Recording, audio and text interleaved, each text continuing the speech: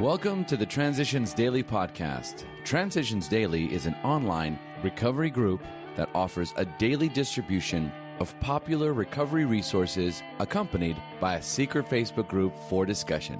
We hope you enjoy today's readings. This is Transitions Daily for October 5th, read by Cindy L. from Fort Worth, Texas. AA Thoughts for the Day. Virtues. We of AA are apt to brag of the virtues of our fellowship. Let us remember that none of these are earned virtues. We have been forced into them, to begin with, by the cruel lash of John Barleycorn. We have adopted these attitudes, these practices, this structure, not at first because we wished to, because we had to. And then as time confirmed the seeming rightness of our basic principles, we began to conform because it was right to do so. Bill W., Alcoholics Anonymous Comes of Age, page 224. Thought to consider. Life didn't end when I got sober. It started. Acronyms. Gifts. Getting it from the steps. Just for today. Choices from the seed of God. But my spiritual growth became stronger from the experiences of others. It was explained to me that I could freely choose a God of my understanding. At first, I thought I was committing a sin by trying to change God, but I soon realized that God was constant, and the only changes that had to be made were in my sick mind. Came to believe, pages 59 through 60. Daily reflections. Yesterday's baggage.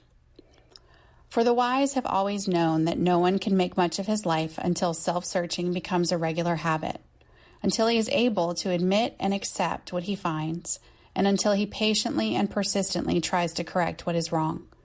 12 Steps and 12 Traditions, page 88.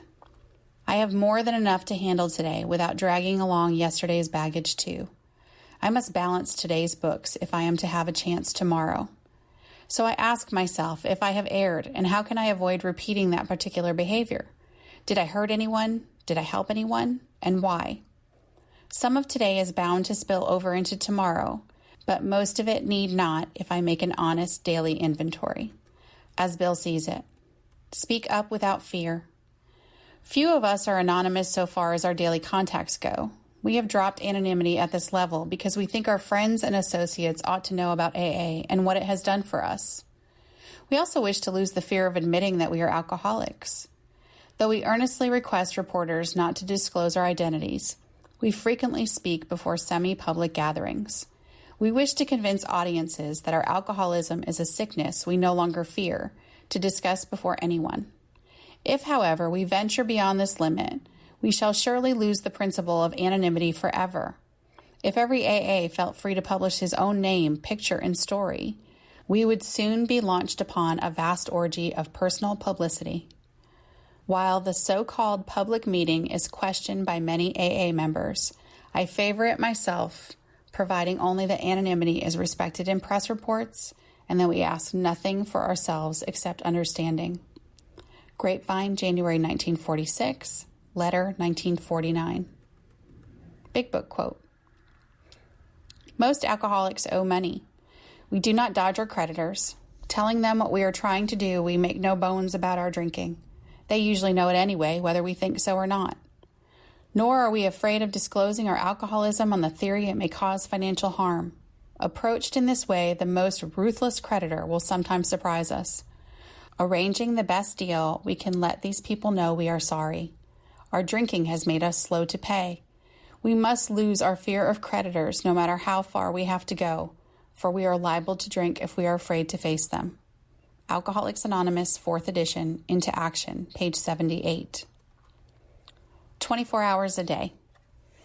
AA thought for the day. Do I have any hard feelings about other group members or for any other AA group? Am I critical of the way a member thinks or acts? Do I feel that another group is operating in the wrong way, and do I broadcast it? Or do I realize that all AA members, no matter what their limitations, have something to offer, some good, however little, that they can do for AA in spite of their handicaps? Do I believe that there is a place for all kinds of groups in AA, provided they are following AA traditions, and that they can be effective even if I do not agree with their procedure? Am I tolerant of people and groups? Meditation for the day. The Lord shall preserve thy going out and thy coming in, from this time forth and even forevermore. All your movements, your goings and comings can be guided by the unseen Spirit. Every visit to help another, every unselfish effort to assist can be blessed by that unseen Spirit.